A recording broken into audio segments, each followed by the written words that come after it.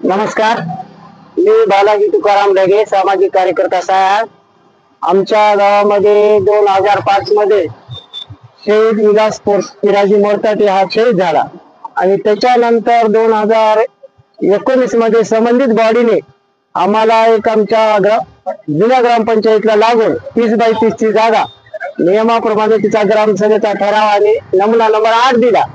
त्यानंतर थोडंफार रजिस्टरकडे लक्ष केलं नाही। नंतर आम्ही थोडासा त्या रजिस्टरला नोंद दिसली नसल्यामुळे आम्ही वारंवार प्रत्येक ऑफिसला अर्ज दिला, तक्रारी दिल्या, तरी आम्हाला काही न्याय भेटण्याच्या मार्गी नव्हता। अखेर आम्हाला उपोषणाची पाळी आली। झाले आज 3रा दिवस उपोषणाचा, पण इथल्या अधिकाऱ्याने कुठल्याही अजिबात दखल घेतलेली नाही। आम्ही आज करू उद्या करू असे एकूण एकावर उडवाउडीचे पत्र तयार करून आमच्याकडे उपोषण उठवण्यासाठी येऊ लागले।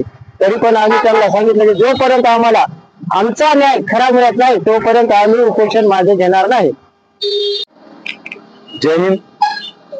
लोहा तालुक्यातील सायाळ गावचे वीरपुत्र 2005 साली देशाची सेवा बजावत असताना वीरमरण पत्कारले आणि ते शहीद विलास पिराजी मोरताटे 2005 मध्ये शहीद झाले। आणि शहीद झाल्याच्या नंतर त्या गावकऱ्यांनी शहीदाच्या बलिदानाचा विचार करून त्यावेळेचे सरपंच, ग्रामपंचायतीची बॉडी आणि गावकरी यांनी आपल्या शहीदाचं कुठंतरी बलिदानाचा आदर राहावा आणि त्या गावातून असे विलास सारखे जवान भरती व्हावेत आणि देश सेवेसाठी जावेत म्हणून त्यांनी स्मारकासाठी त्यांना 30/30 ची जागा ही तिथं उपलब्ध करून दिली होती। आणि त्या जागेचा ठराव ग्रामपंचायतचा रितसर घेऊन नमुना नंबर 8 त्यांना देऊन त्यांना ती जागा फक्त कब्जात दिलेली होती। पण काही कालांतराने ती जागा खरं तर नमुना नंबर 8 ज्यावेळेस आपण एखाद्याला देतो तर त्या अगोदर ते रेकॉर्डला चढवलेली पाहिजे जागा आणि ते चढवूनच दिले असं माझं मत आहे।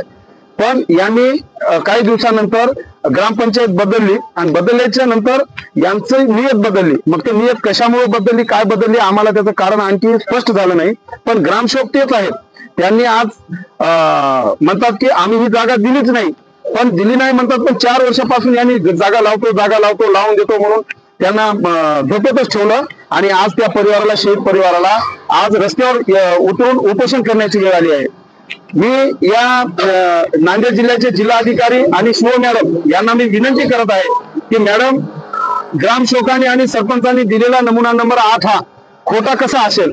जर खोटा असेल तर त्यांनी आमच्या शहीदाच्या बलिदानासोबत खेळत आहेत, आमच्या शहीदाच्या बलिदानाचा अपमान करत आहेत। यांनी खोटे जर नमुना नंबर 8 देऊन जागा द्यायची म्हणून शहीदाची दिशाभूल करत असतील तर आम्ही कदापि महाराष्ट्रातील माजी सैनिक, सेवारत सैनिक आम्ही कधीच माफ करणार नाही यांना।